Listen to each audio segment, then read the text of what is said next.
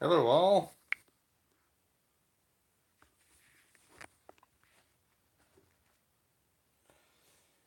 And there we go.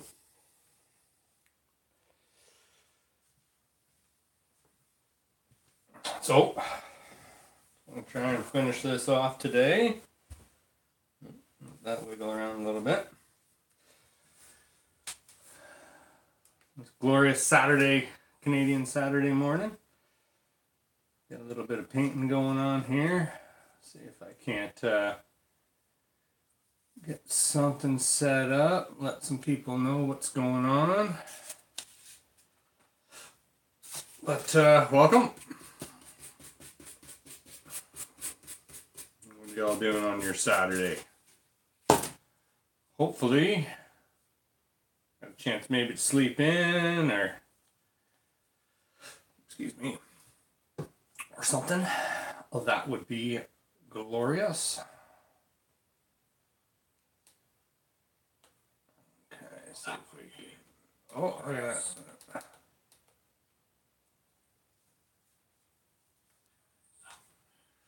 Weird, can't get the volume to completely shut off. There we go. Okay. Copy that link. Shrink that down. Get into here. So yeah, got this terrain piece. Just gonna finish off. This is the roof portion of it. And yeah, hopefully we'll get this finished off today. Still got to glue every story together. Well, that should be fun. Okay.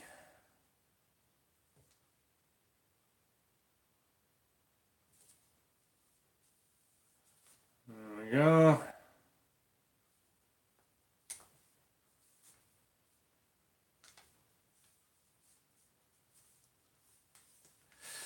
We'll get this written up here as such.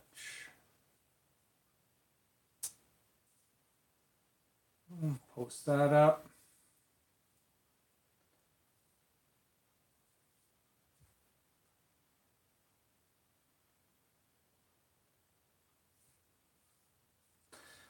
That takes a while sometimes.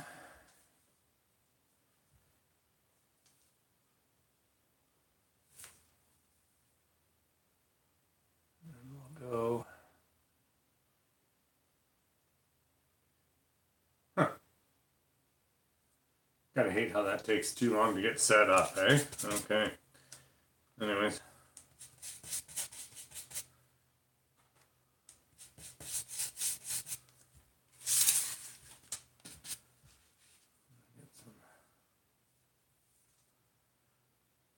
Refreshing that maybe. Yeah, that's part of the problem.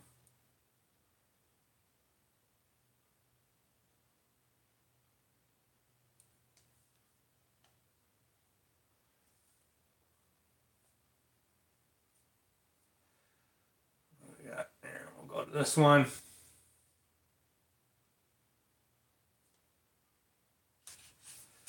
Okay, let's get some brown on this piece here too. So again, just doing a little bit of weathering. Getting some brown. Putting in all the little cracks and crevices here.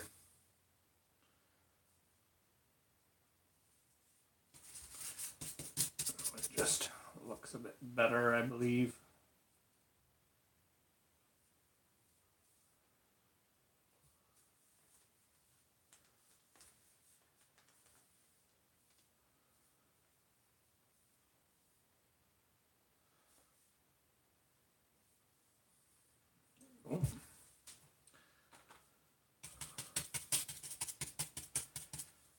That was it there.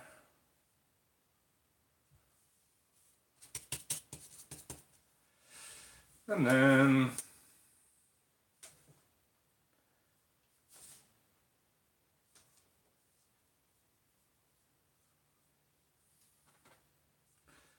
okay, excellent.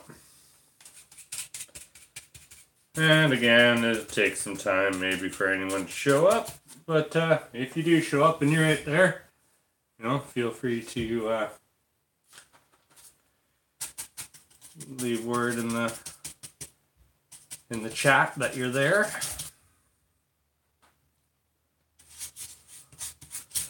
Excited.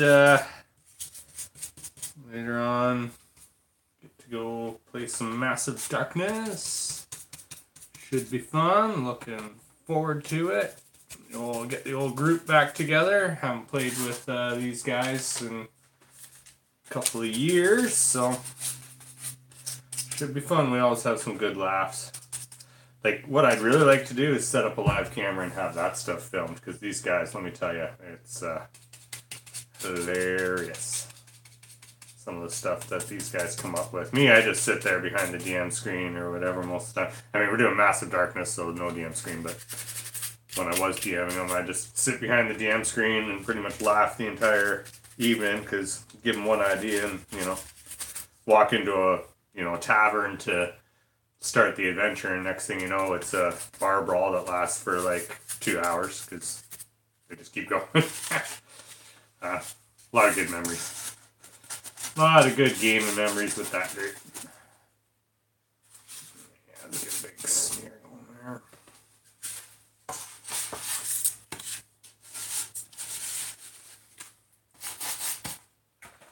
See, just taking some brown, putting that in the edges here again. Just craft store paints. It's some cinnamon brown, nothing special. That's all you need for this application. I mean, you want to use some high-end paints, go ahead, but for foam terrain, it's all you need.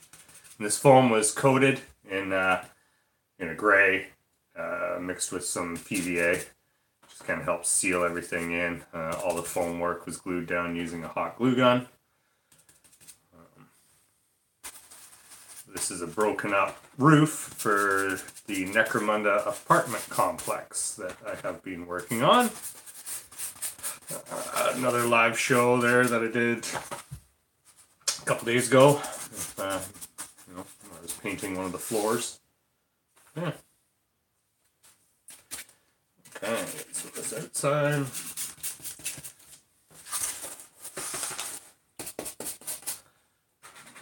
Cracks here.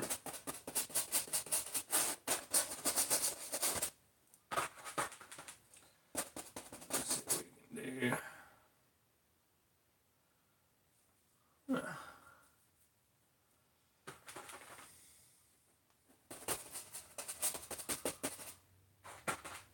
So it won't be a very long stream today. Maybe like a half hour. Just want to get something in there before I get head off today. But even if you're joining later, like after it's live, feel free to leave in the comments what kind of stuff you guys working on out there for terrain pieces. Oh, there's my dog barking away outside. Because if you're a dog and you're outside, why not bark? Thankfully, neighbors have dogs. Backyard neighbor has dogs. They all just get in there and start barking at each other every once in a while. And thankfully, everyone around here's okay with that. I mean, it is 9:30 Saturday morning, Central Ontario time, so most people are already up in this neighborhood.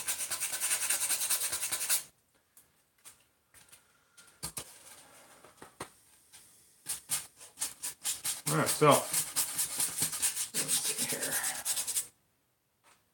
What else to talk about today?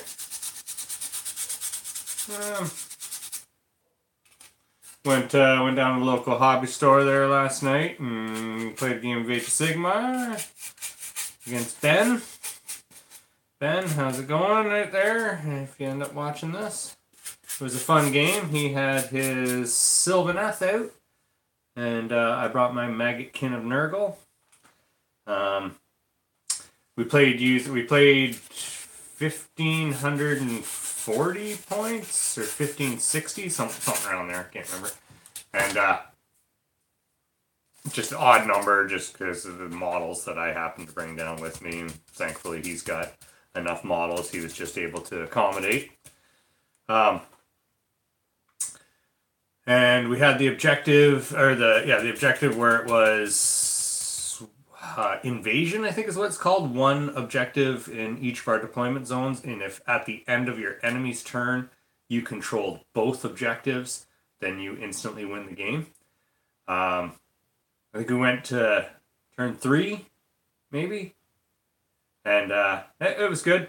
The best part was when his big like tree lord, I forget what they're called, but the big guy with the sword and the claws and everything, and like when he ended up taking out my great unclean one, but my great unclean one with blubber and bile reflected enough mortal wounds back at him that they took each other out at the same moment. That was fun, good laugh. And then I ended up squeaking out a win. I put enough bodies with my 2 units of Putrid Blight Kings and the Lord of Blights. Yeah, Lord of Blights, the guy with the grenades and like the hangman's pole. I kind of pushed through the center with them, and I had my Plague Drones flanking on the one side, and had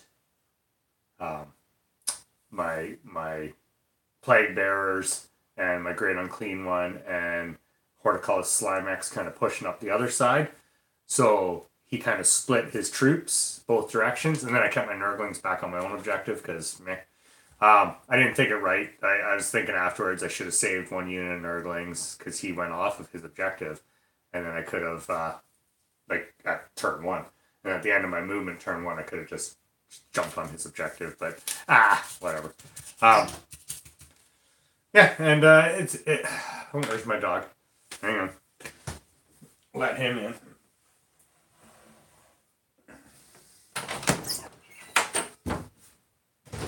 Come on, Beach.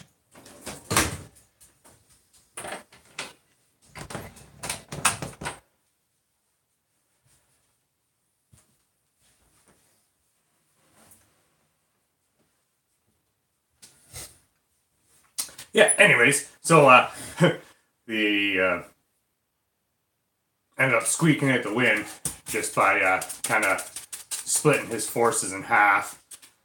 And then once we were both dwindled down, I was able to just occupy with like 1 Plague Bearer that was left, Horticulus Slimex, 3 Blight Kings from the 1 unit, and then the other unit was still a full 5 Blight Kings, and I pushed forward with them and got onto his objective. That was a slow run across the table, let me tell you. Putrid Blight Kings movement 4, like just crazy. But yeah, if anyone's out there in the live chat, feel free. You'll see a little button in the bottom right hand corner there. I think it's the right hand corner, bottom anyways. It'll say live chat. Kind of click on that and it'll bring it up. But if you're out there, give a shout out. Say hey. Let me know you're there. And if not, we'll just keep painting away here and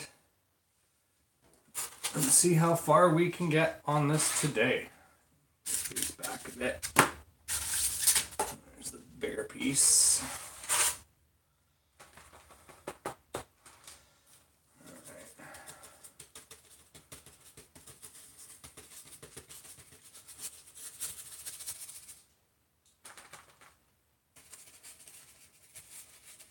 And Paul, if you're out there, if you see this, again, thank you very much for all that Imperial propaganda and signs and all that kind of small stuff that I can use. It's fantastic. I took a better look through it there when I had a little bit more time once I got home, and my goodness, that's a wonderful collection of posters and things as such that you printed off for me, all in like really tiny scale so I can actually use it on my terrain. It's fantastic. Thank you, Paul. That was great. And Jacob, if you're out there too, definitely get that gang together and let's play some Necromunda.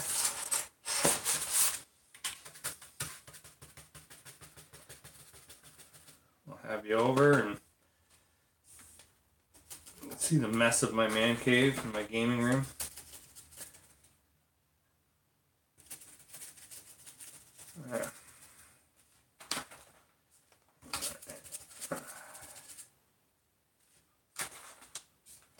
What a gorgeous day it is outside today. It's sun shining. I mean, our Canadian winter here was just crazy this year. So long.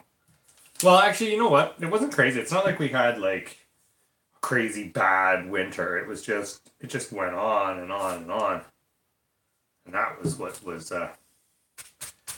crazy and hard about it. Yeah.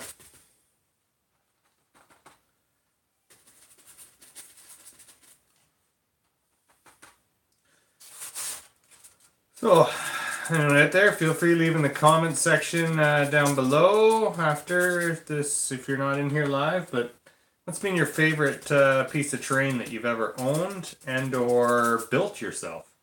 Curious as to that. Maybe get a little poll going in the comment section. I mean, I got some of the GW plastic terrain. I like that as well. But there's just something, I don't know, something relaxing about building your own terrain too. It's therapeutic almost. You know, see your creations come to life, as it were. Except for when you put blocks too close together and it's hard to get the paint in there. And I do have an airbrush, but I don't know. We're hand painting this one because the airbrush is kind of in a bad spot at the moment. Knock that.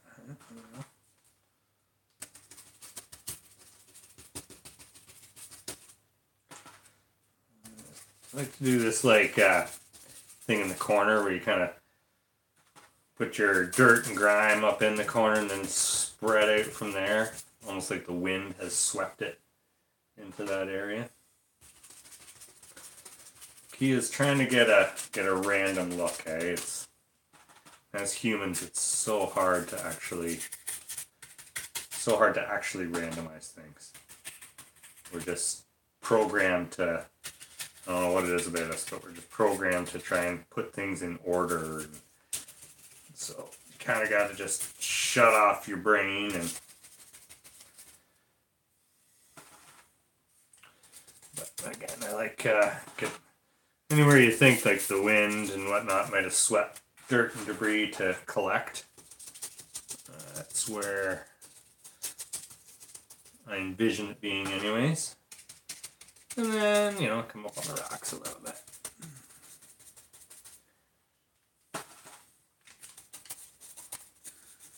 Oh.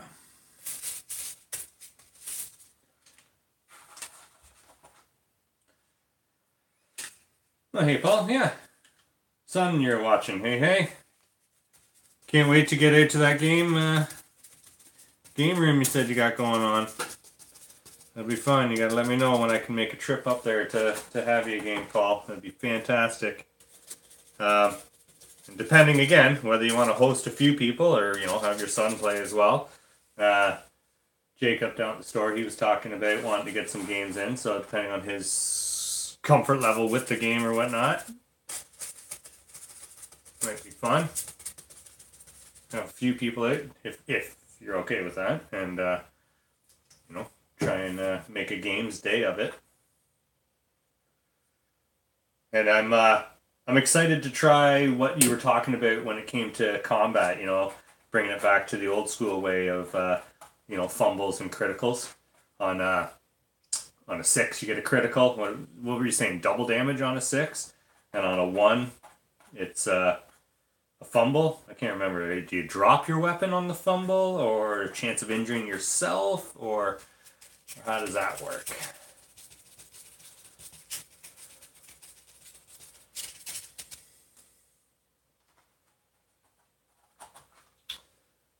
There we go. A little bit of here.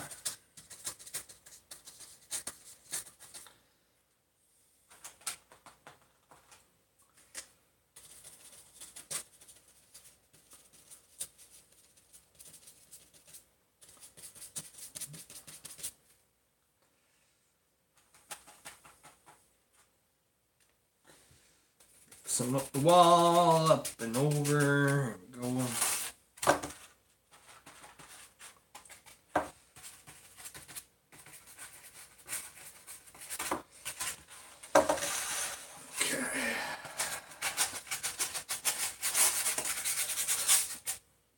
A little bit of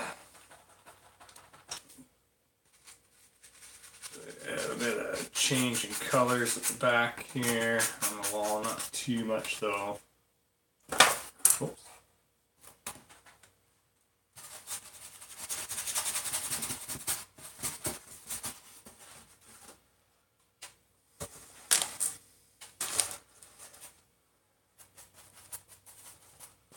How long has your son been playing Necromunda, Paul?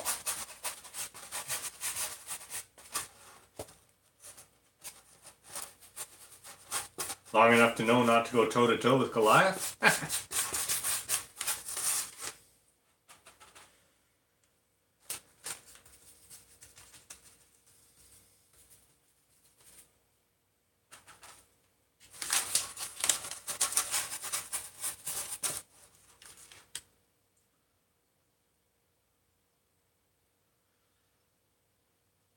Okay.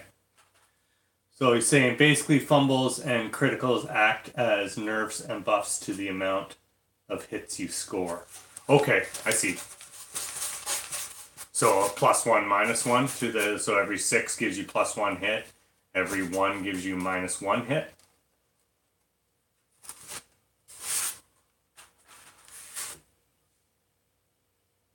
Yeah, Goliaths are, I mean, last campaign, I played, I want to say 3 games against Goliaths.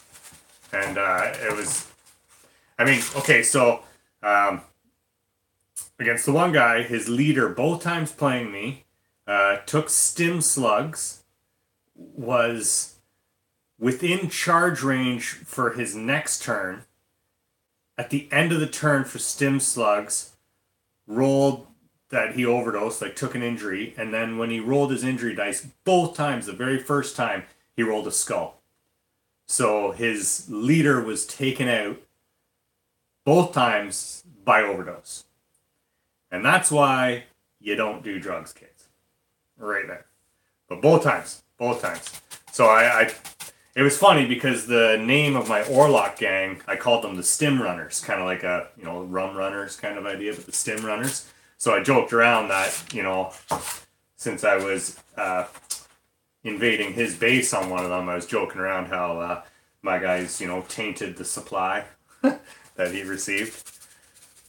It was fun games, but just like he would have just ripped right through my lines and started tearing me apart with his leader. But yeah, and then the other Goliath gang. I think something happened again with the stims.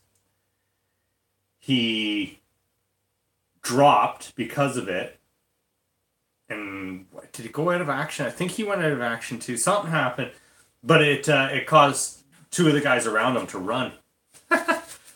Like I don't think I got lucky. I didn't play any of the Underhive like in the campaign. Mine was all on 3-dimensional terrain. I like the idea of using the Underhive almost like a sewer or tunnel system underneath the game board that you're playing on. I really, really like that idea. I don't like so much playing a whole game on it. Again, though, if you were to switch it up, then it would make it a little bit more fair for the Goliaths. Because the Goliaths, they don't got good shooting. But if they can get to you, they will rip you apart. And I mean, that Unstoppable Behemoth card, that's, that should be the play. For Goliaths, anyways. In my humble opinion, anyways. Paul, when you guys play, do you use the cards?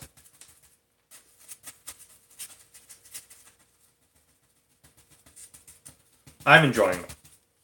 Like, I like playing with them. I know they're not everyone's cup of tea, though, but I do enjoy using them.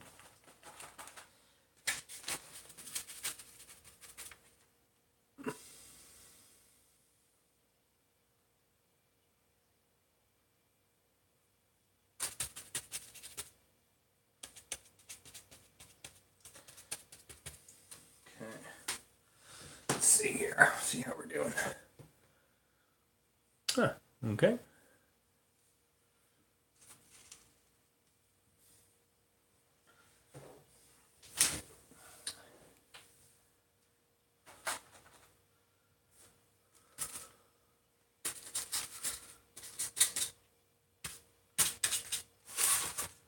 Okay, I think. Oh, gotta hit this last side here. I think that's enough brown. Other than this side.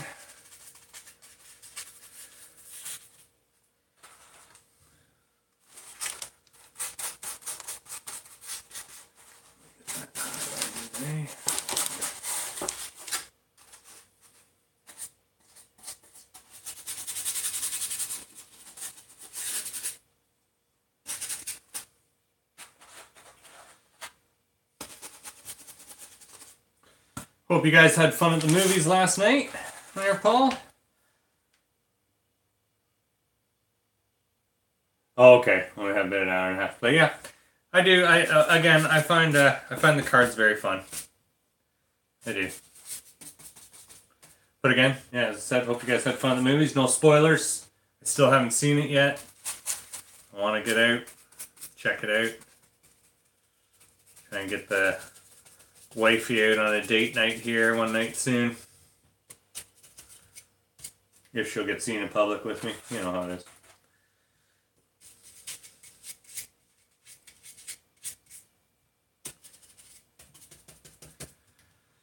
Okay, so that's got that. Now, let's get this switched over to the gray.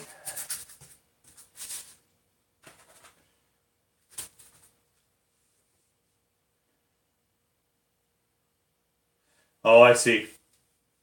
Wow, that's gotta be good. So you play against you play two gangs against them? That's pretty good. Paul's saying he usually runs two games simultaneously, so he keeps it as simple as possible for the kids. Which, that's good. Good. Anything that gets the kids into the hobbies with you. Like my daughter, she'll play Magic the Gathering. She plays Massive Darkness. She plays Zombicide. And she's done like a Age of Sigmar skirmish with me and a small like 500 point 40k game with me. But those were more, I think, it was just us spending time together. She didn't, 40k and Age of Sigmar, she didn't grasp as much. She absolutely loves Zombicide though. Loves it. And she's 8 years old and just Zombicide for some reason. And Massive Darkness she likes too, but I think she likes Zombicide a little bit better because it's a little bit simpler of a concept. Oh, okay. Okay, you do the yes.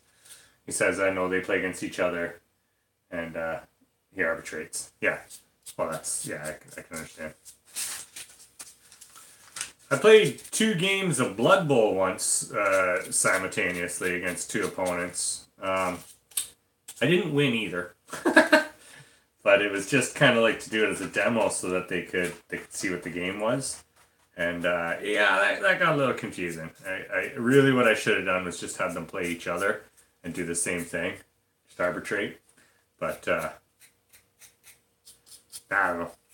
I thought I could do it. I wasn't able to. A little bit too much brown in this. Normally I don't bother cleaning it with a brush, but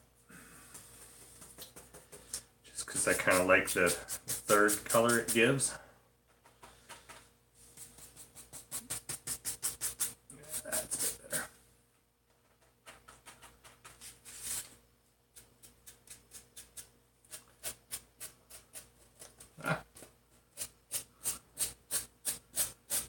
Alright.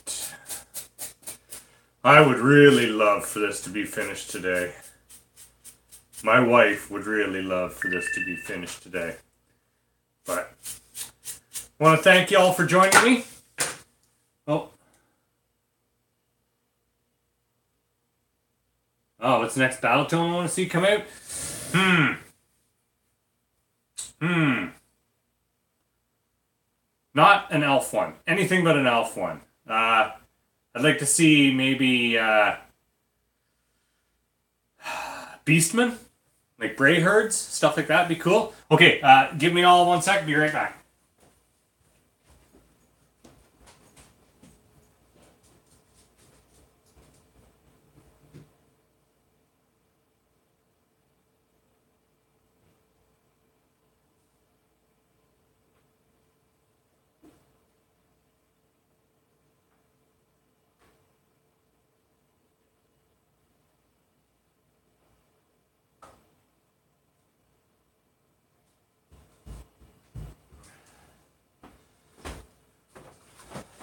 Okay.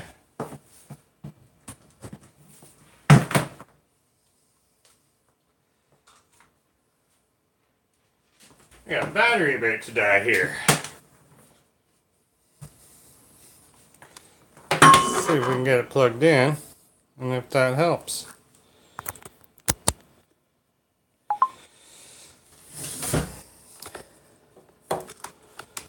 Oh, losing the camera.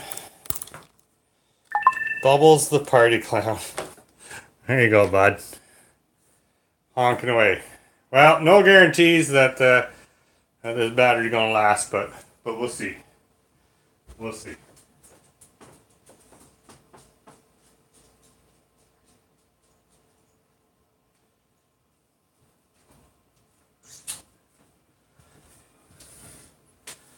What we got here? We got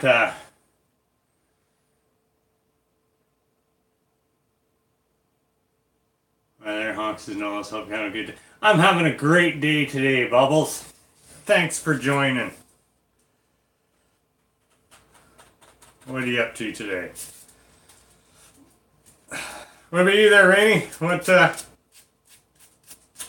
would you like to see as your next battle tome? Again, I'm thinking like Bray herds. Something with the giant. I know the giants are with the chaos and everything, but giants that'd be pretty slick. See some stuff for them.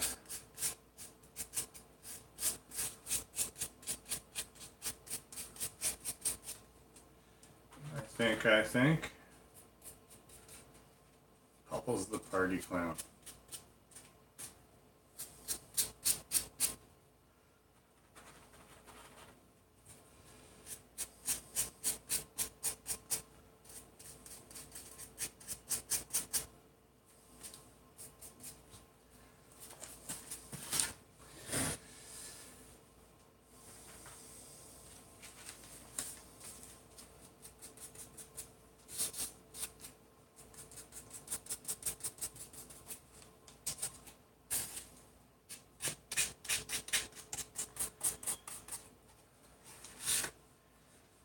Dark elves.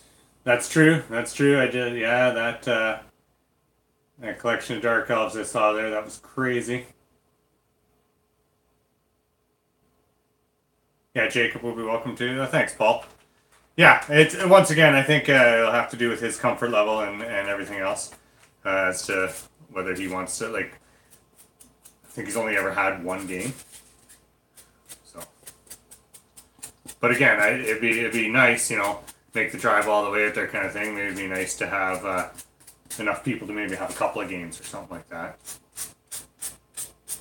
How would you feel about filming a game out there? There, Paul? Do a battle report with me or something, maybe.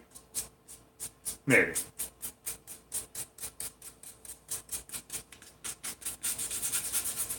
Or we could just play too. Doesn't really matter. I'm cool with either.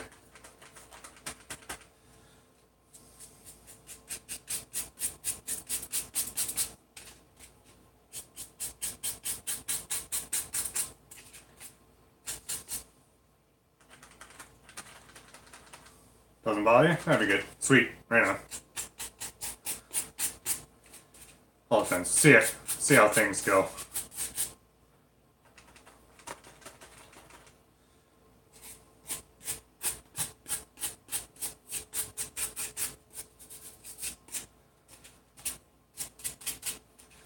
So anyone else out there excited maybe to go see the Han Solo movie?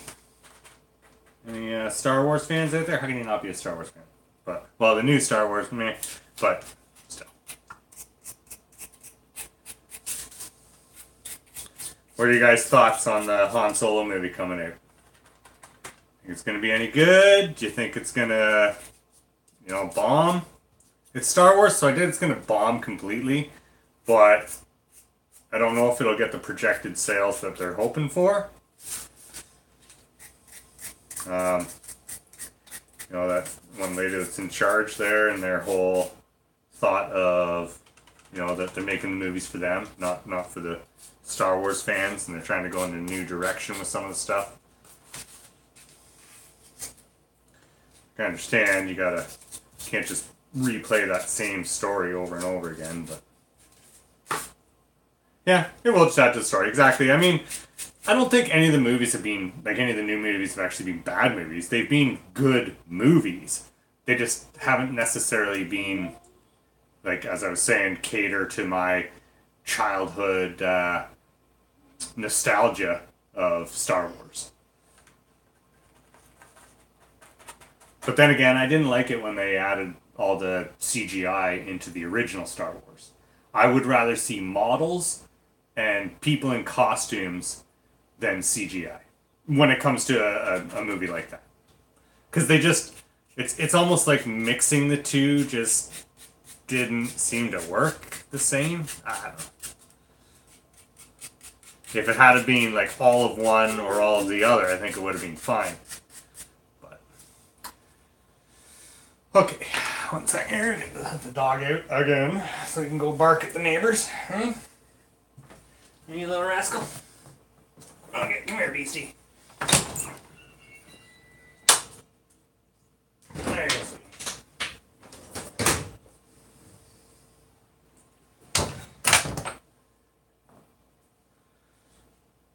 Okay.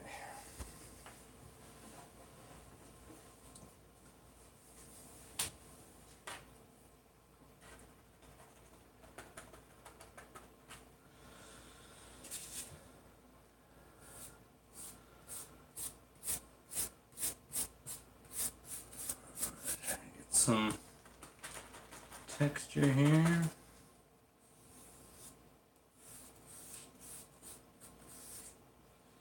I wonder if they'll go into the whole like. Didn't Han in the story? Didn't Han rescue Chewie because of the bounty that's on all Wookiees? So I think Han rescued Chewie, and then Chewie kind of almost like owing him a life debt. How loyal he is. Can't remember, but I think that's the way that all went down. And by the way, how's the sound, guys? Can you guys hear me okay?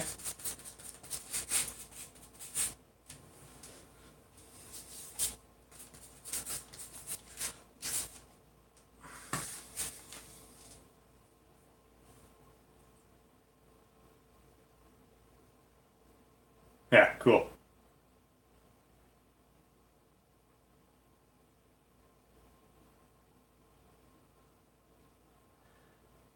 Do a paint and beer stream? I could do that. What about a paint and rye stream? How about that? I don't mind sitting there. We could do a stream and a chat and get more people's opinion than just mine. You can hear the brushstroke. Yeah, it's brushing on foam, eh, Paul? So you can hear the strokes. Sorry about that. That might be a little annoying, but unfortunately, it is what it is.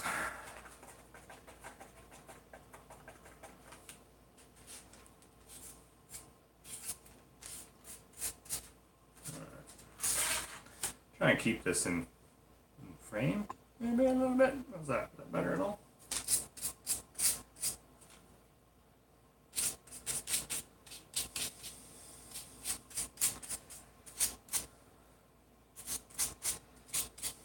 There we go. Yeah, Alan Rain. I'll talk to you. Have a good one. Thanks for joining us. as I said, it's not necessarily going to be a long stream today, but hopefully get this finished up. Well, it means I got a good phone. Yeah, I mean, it's not bad. It's not a bad phone.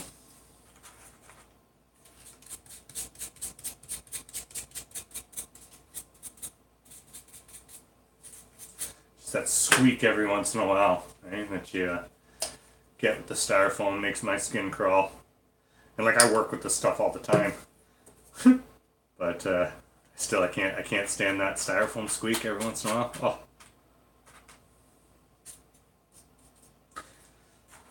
It's worse before you put the layer with the glue over it.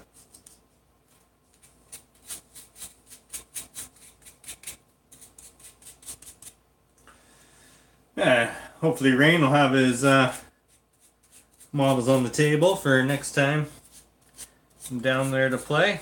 That'd be good. Some Dark Elves, eh? Yeah, if they came in with a Dark Elves battle tone, that would be pretty sweet. But I mean, you got Daughters of Cain, you got the Idoneth Deepkin. They're both like darkish, evil elves. Again, wouldn't it be slick if Dark Elves or something, but they're all like they're almost like a chaos. They're Slaanesh based. Not sure if that was Rain or if that was Ben I was talking to about that. But that'd make for really slick.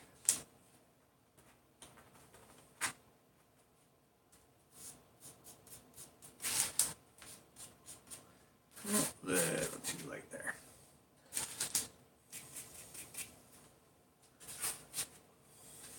Get that all. That works. Alright, go along the face here.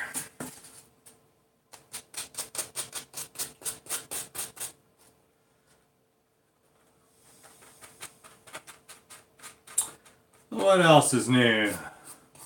Canada here, we got the May 2-4 coming up here shortly. That should be fun.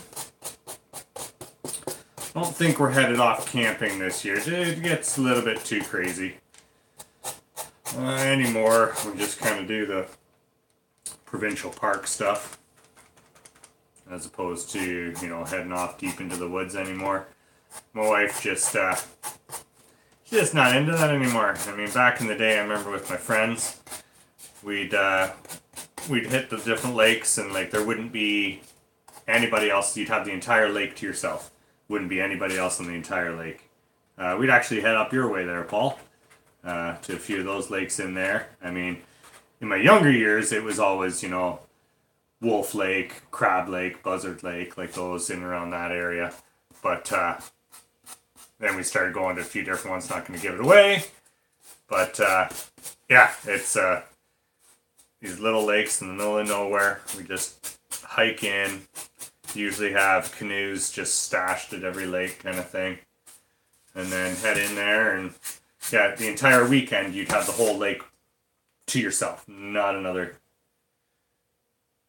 Yeah, it is the beginning of the tourist season.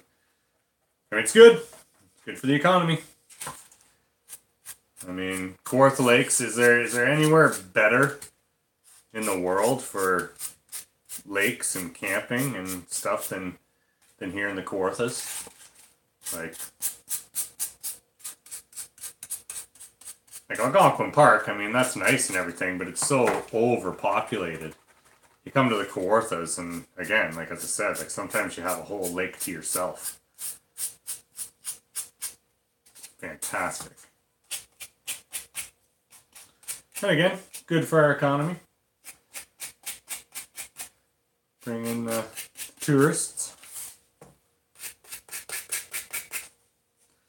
I always love when you see some of the, what we would call like city folk come on in, they come camping and they're going 3 lakes in, but they got their coolers and their radios, and so you pass them on the portage and sometimes go back, give them a hand.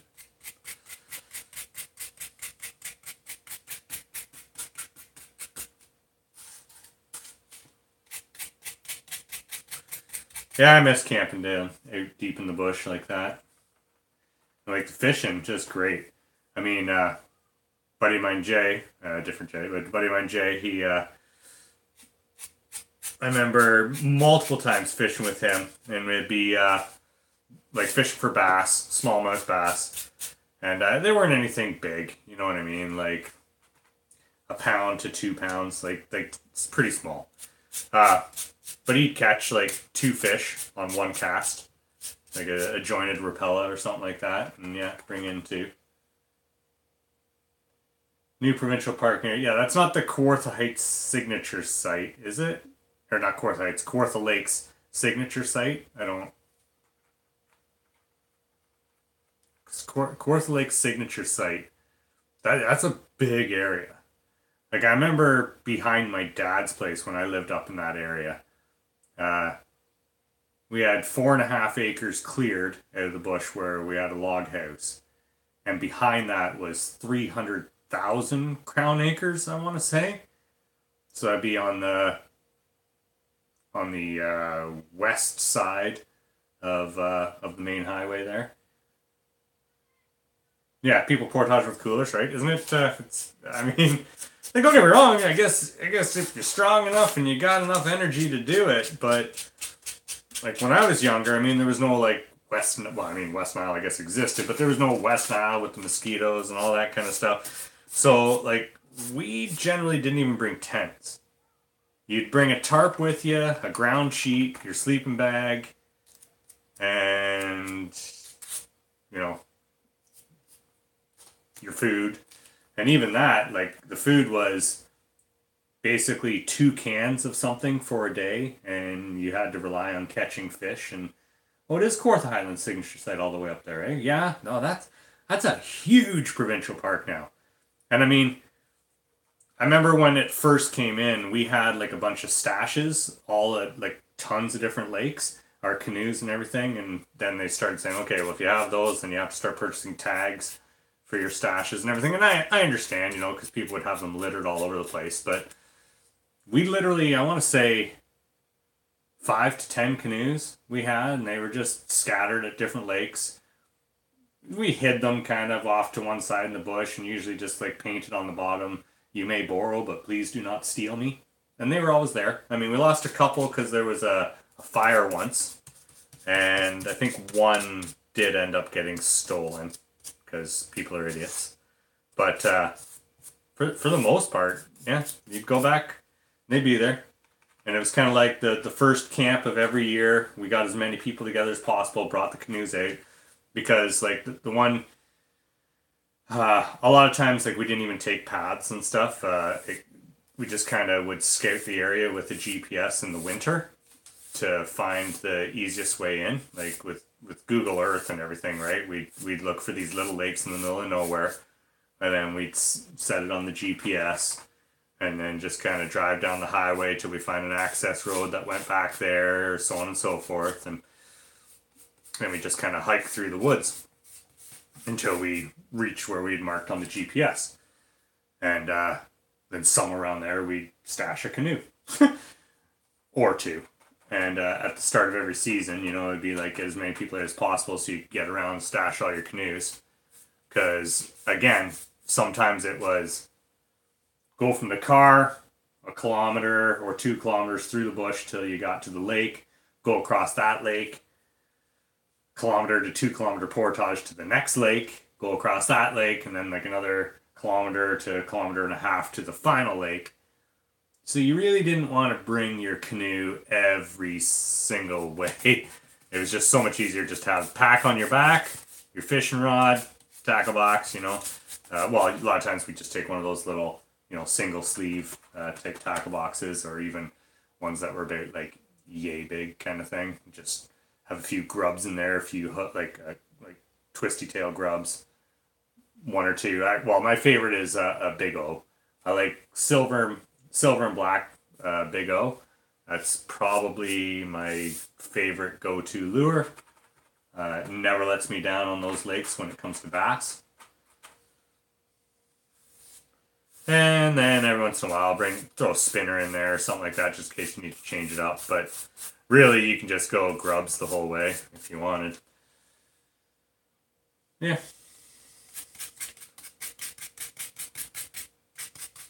I miss getting out and doing the fishing. Like my daughter loves to fish. Don't get me wrong, but a lot of times it's we're off a dock or something like that anymore, standing on shore. She hasn't really got the knack of casting out of a canoe yet, without me, fearing getting hooked like crazy.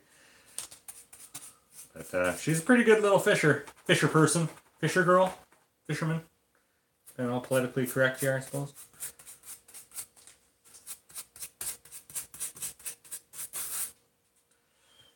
For being 8 years old, anyway, she's not bad.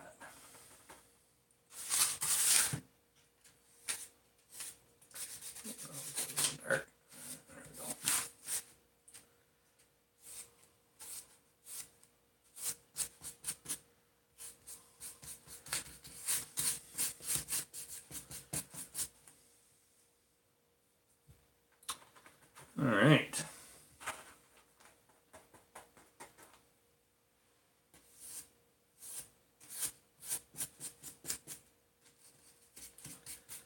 So I still haven't hired any hangers on in this new Necromunda. I like the idea. Oh, do you buy the foam? No, I buy it. I do get some scraps from work sites that I'm on. I usually just ask the general contractor because you'll see them like in the dumpster, right? There'll be a bunch of broken scraps or whatever. But I still, you still ask or whatever.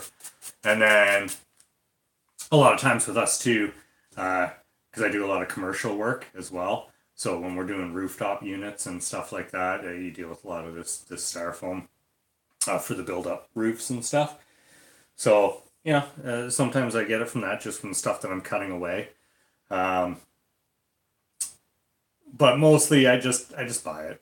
I mean, it's for the 1-inch thick stuff, I think it's like $35 per sheet, which seems expensive, but you get a lot out of it. Like you really do. Like this whole 5-story complex was built out of one sheet. So that's pretty good. I generally like working with the 1/2-inch stuff. I prefer that. But, I mean, for something like this, it needed to be more durable, like for the size of it. But when I'm just building like hills and ruins and stuff like that, 1/2 inch is what I think looks best.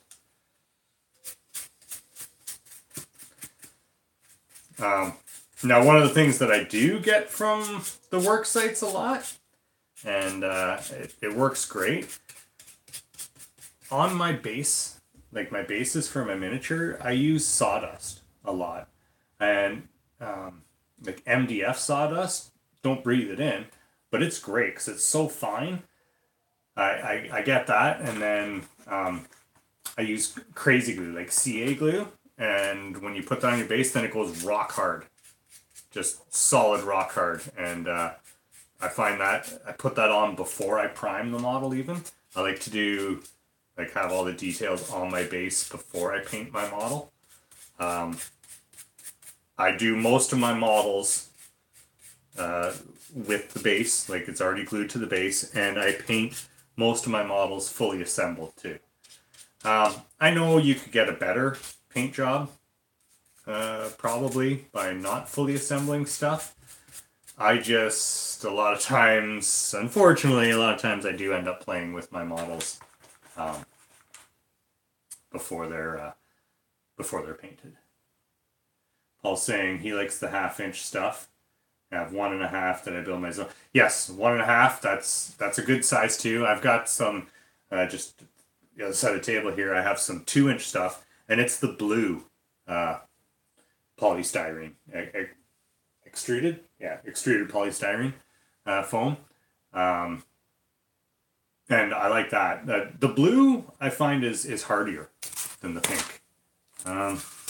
Like, be it that I'm in construction and whatnot, you think I'd know more about it, but this blue stuff, I don't know. It's harder. And it seems to be easier to work with too. It cuts nicer. You get less of the jagged when you want a smoother cut. I don't know what it is. If anyone out there knows, even later on, if you're watching this a year from now, and you know why the blue extruded polystyrene is better than the pink, that would be as far as like to work with, why it doesn't break up. Like, it's got to be dense. Maybe it's denser. I mean, that would make sense. The R values, I think, are the same. Like the 2-inch blue is a R10. And unfortunately, I don't have any 2-inch pink on me, so I don't know. I got my pink shirt, but yeah.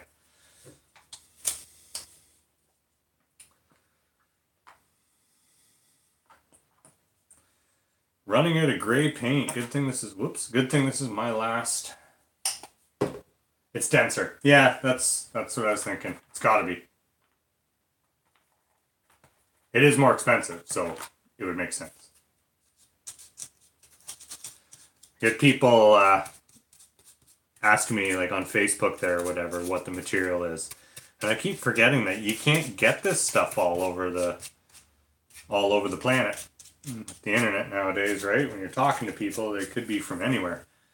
A lot of places, all they have is that like the styrofoam that's all like pilly, like little whatever that stuff's called, and then it's coated with like a foil for their insulation. And I see that more and more nowadays on the job sites, actually, when I'm working in houses. Yeah, a hot wire cutter. I want to get what's that table called? With the hot wire cutter. It reminds me of like a bandsaw, but with the hot wire. Guy on Black Magic Crafts, he uses one. Oh, fantastic. I would love to get one of those.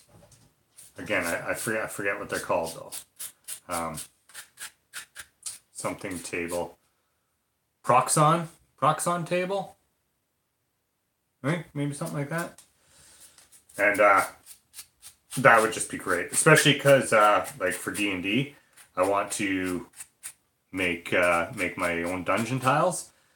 I'm just gonna use foam core, probably foam core glued to MDF is what I'm thinking. Canadian Sculpture, okay. Canadian Sculpture Supply. All right.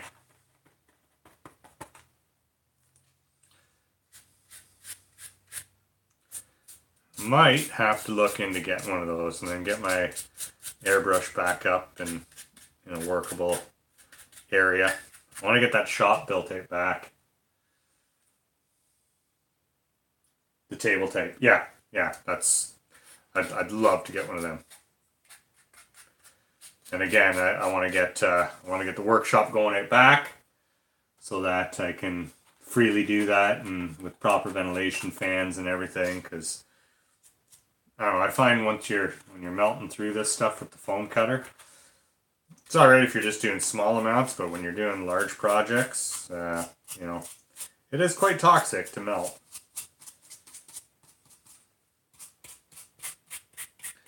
I mean, don't get me wrong, years and years, I just cut it without worrying about it.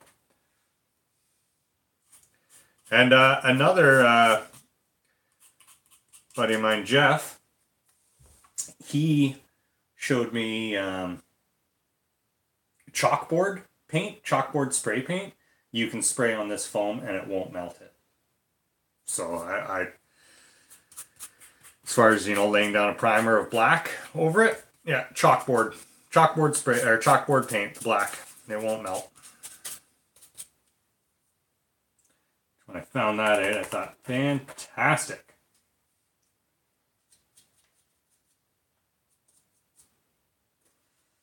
How are we gonna get this nicely? We're just gonna Gesso, yeah. Yeah, you were talking about that last night. Gesso. I want to look into that. Where did you pick that up? At Gesso?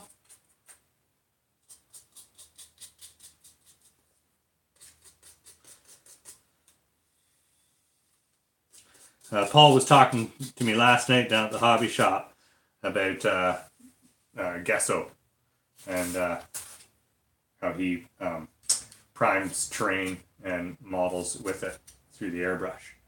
Michaels, eh? Michaels or an Arc Supply. Yeah, so like maybe Hobby Lobby for those down the States.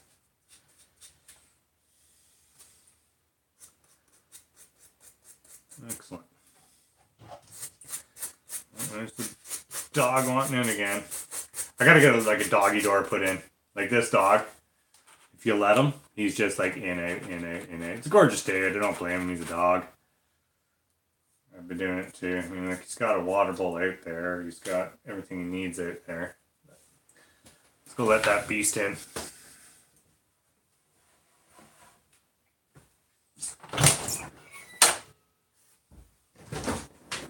Come on, Grace.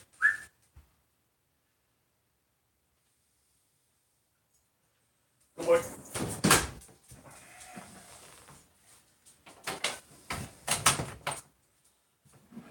Okay. How are we doing out there in YouTube land? Oh, we got a few viewers. Not many, but we got a few.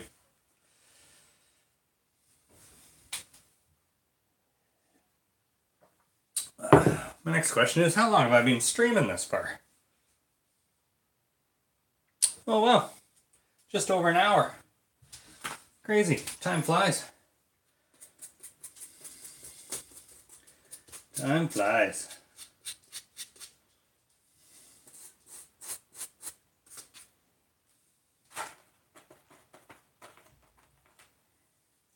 So you doing some crafting right now there, Paul, or?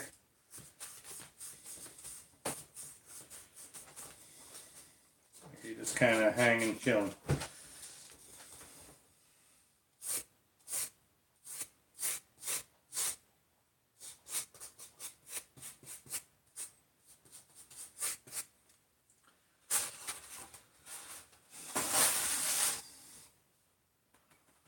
Oops, a little bit too much paint there, a little bit too much.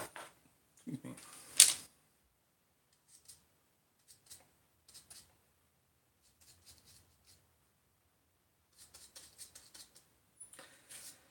Probably go for about another 10-15 minutes here. Then I gotta shut her down. Mother's Day dinner today. Yeah, I'm doing that tomorrow. Having my mom come up. Got the barbecue already. We opted to do kebabs. I'm gonna barbecue some kebabs. It seemed to be the general consensus between my wife and my ma as to what they wanted, and well, it's Mother's Day, so whatever they want.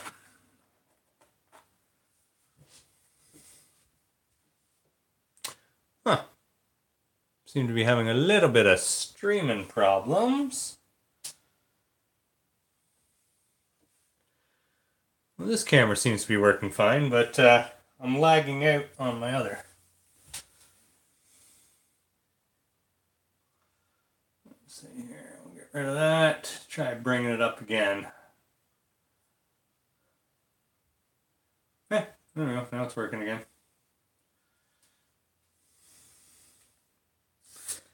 Weird. Tablet kind of just started getting all funny.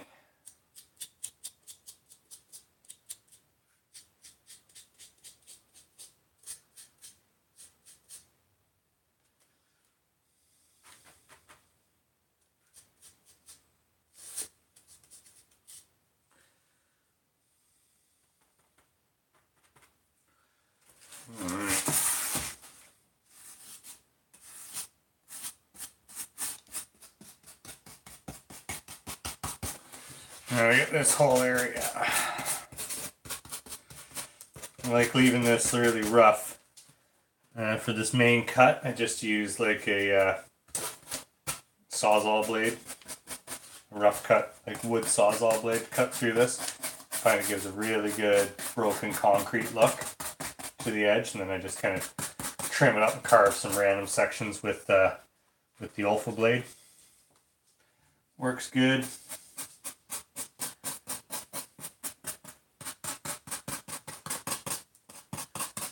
There we go.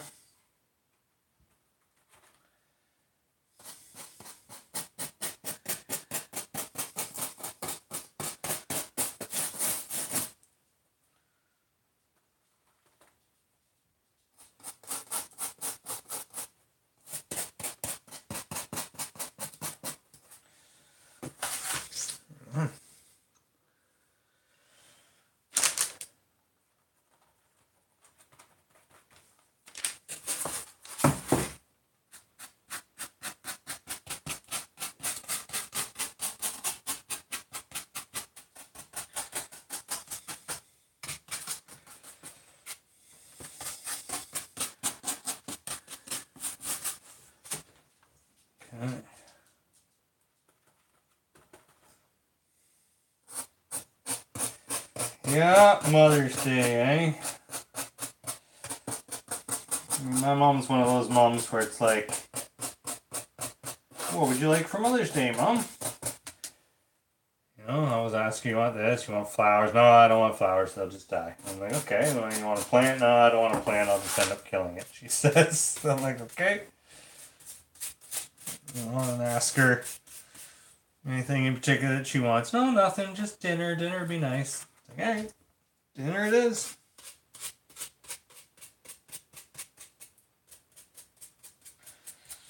But I mean, she's 80 years old, right? What do you get for an 80-year-old that's lived her life buying pretty much anything she wants her whole life anyways?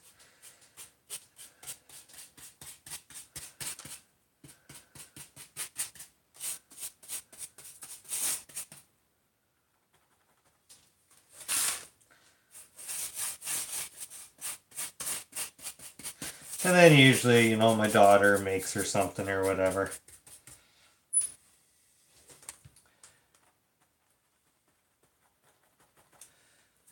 My daughter's actually at Home Depot today doing the whole woodworking workshop. Maybe she'll come home with something from that. Who knows? We'll see.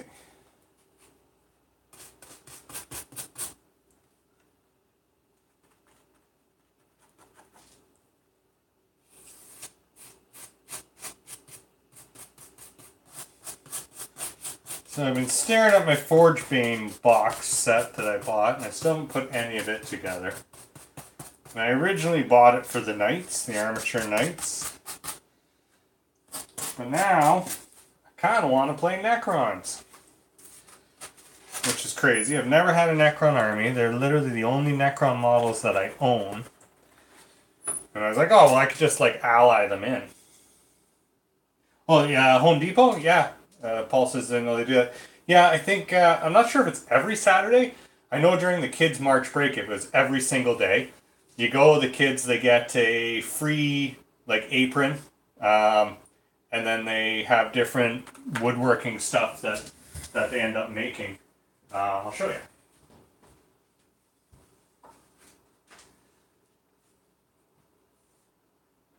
So, the one day, my daughter made that, and it's all free for the kids to do. All free. So it's like a little carry-all. So I mean, they have all the wood all cut out to the proper shapes, and then you just kind of they put it together. And then she made a boat on one of the other times. So yeah, it's fun for the kids. I mean, she loves it. And she was able to use these for her woodworking badge for brownies too. So that worked out pretty good.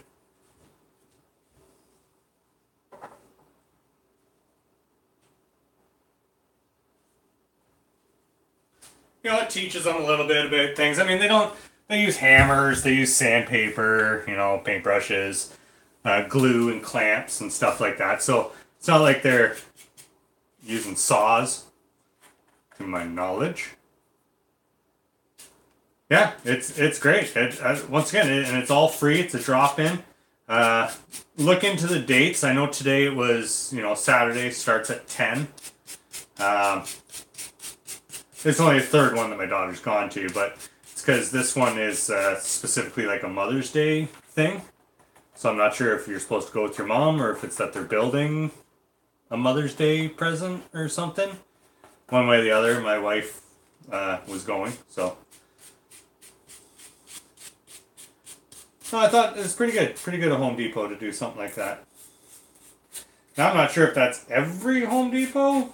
Probably. I imagine it's like a kid's thing that just fit every Home Depot.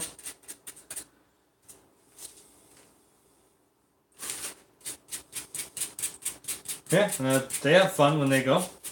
I suggest getting there early, because if there's a lot of people, they have the primary like woodworking thing that they're going to be doing, and then if that gets too many people, then they kind of have a secondary one which is sometimes not quite as fun.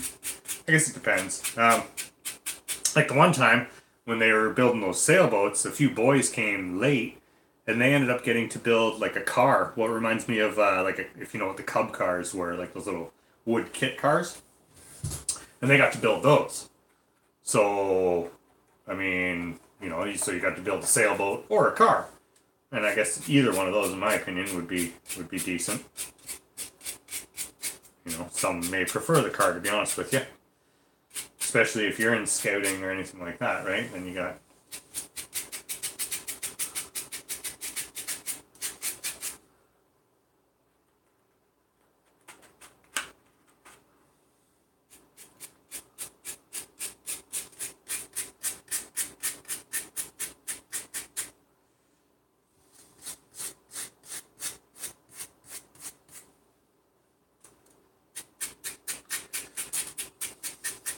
I think I'm going to contact Matty and figure out whether he does want this glued together or not. Because when I went over to his place there the other night, we were talking about it. And I'm not sure. I'd be more comfortable with it glued together, but I mean, this roof has to be glued on. Because otherwise it will just fall. Just smaller pieces and such. The rest of it, each floor, could be left all separate and used. A little bit of magnets, yeah, could do magnets. I was just thinking whether about keeping it, just keeping it separate for him so he could use it like his own Mortalis. Magnets with these, I'm not sure, because this section here actually ends up just resting on two of the poles. So maybe... But this little part that sticks out here is actually, the one pole's way back here. So it might end up, if you put like a heavy model on it, it might end up knocking forward, and I would hate for something that I built to end up chipping one of his models or whatever.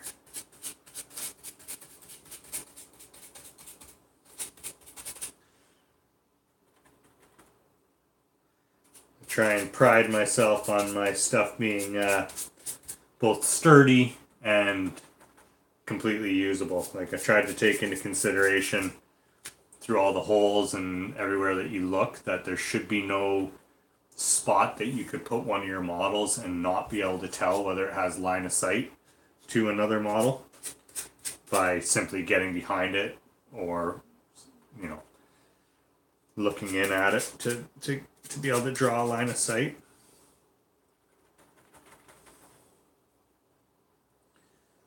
Magnets wouldn't be a bad idea. I'm always afraid, though, of the magnets being too strong and actually ripping out of the foam. Like, I know all it is, with hot glue, it usually sits it in there pretty good.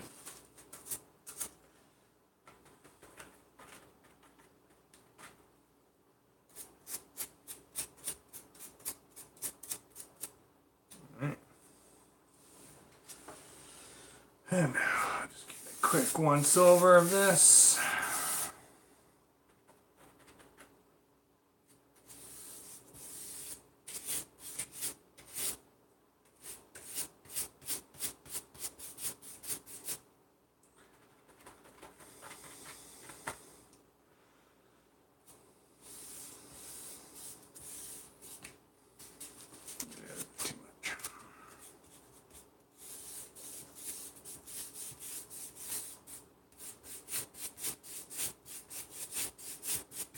Again, it's just like a dry brush, like an overbrush. Yeah, I just, if the magnets are strong enough to be able to hold it in place while placing, say, a metal dreadnought on it, like something that might be heavy and might end up being up there, right? Or a unit of metal raptors or something. So the magnets have to be strong enough to hold that, but then not so strong that when you pull the thing apart that it rips the magnets right out of the foam. Again, I don't know if that would be an issue, to be honest with you. I mean, there's one way to find out, to try it, do it on a test piece, I suppose, and see exactly, put it right through a stress test, see exactly what it takes to rip it out of there.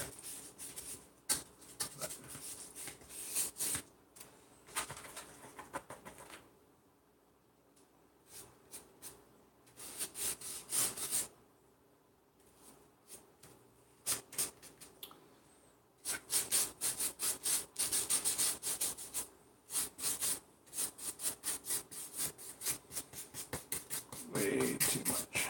That's really it.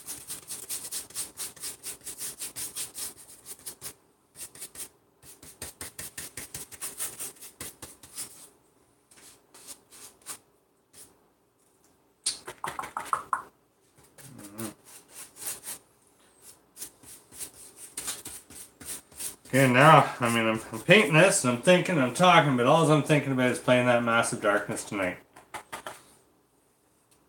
It's funny, my group of friends, like, these are friends that I'm playing with that, like, I've literally been playing with since high school kind of thing.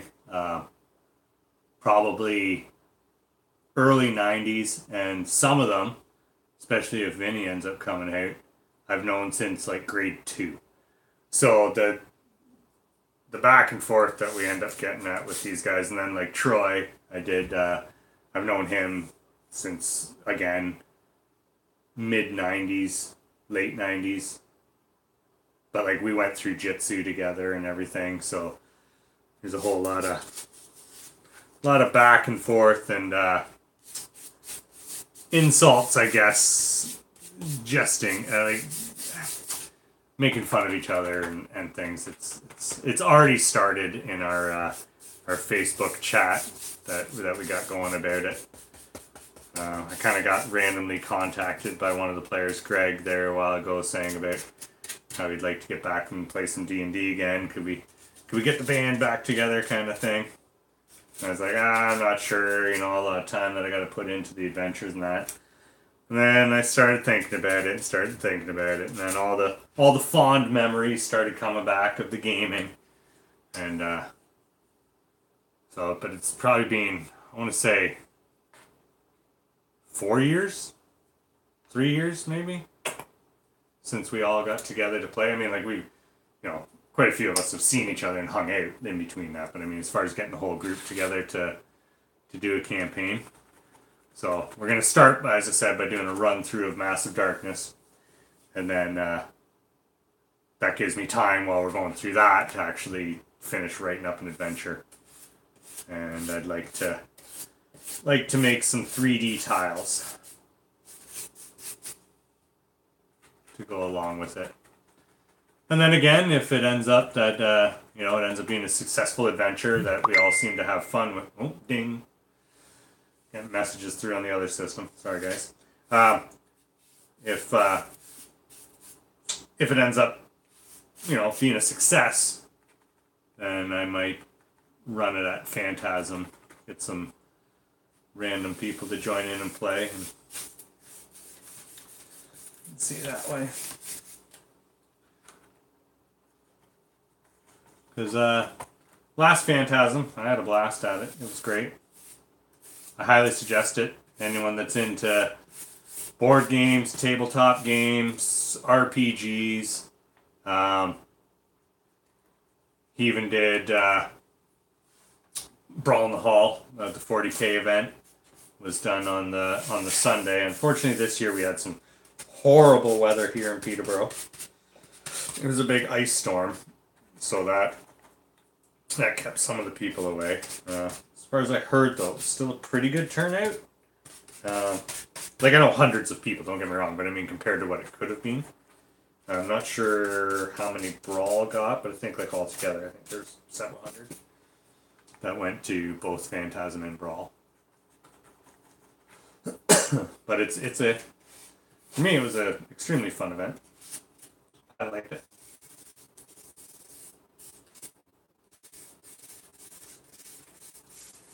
That's what this, got my pink Phantasm shirt on. Dave got for me.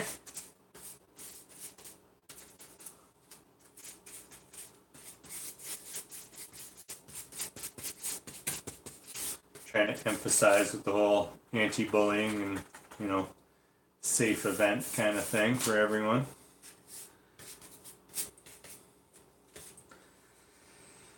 Well, okay. I think now basically all I got is around the edges. Yeah.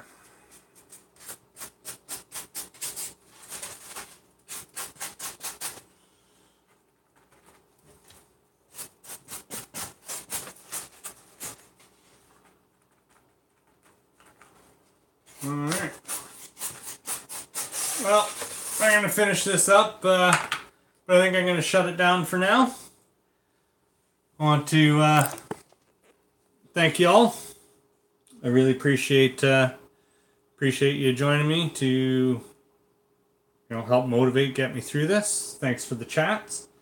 And you can see there in the light that back there just all needs to be glued together. Crazy. But anyways, again, thank y'all. You have a good one, Paul. Thanks for sticking through the whole thing with me. Appreciate you keeping me company, bud. And we're going to have to get together soon.